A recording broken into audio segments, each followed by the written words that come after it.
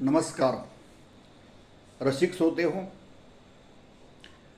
मी प्राध्यापक संभाजी भणगे जागतिक मानसिक आरोग्य महिन्यानिमित्त मनाचा कॅनव्हास या राज्यस्तरीय काव्य स्पर्धेमध्ये माझी स्वरचित कविता सादर करत आहे.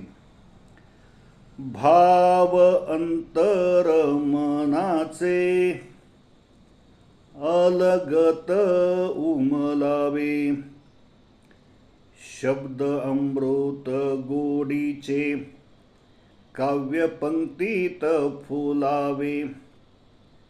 गोड मधुर शब्दांनी चित्रकाव्य रेखाटावे, वाचकाच्या मनोमनी बीज विचार पेरावे.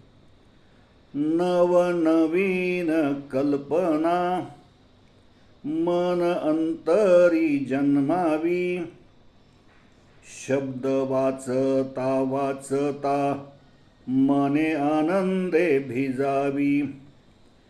आईशे शब्द प्रगटावे, मंत्र समर्थ ठरावे.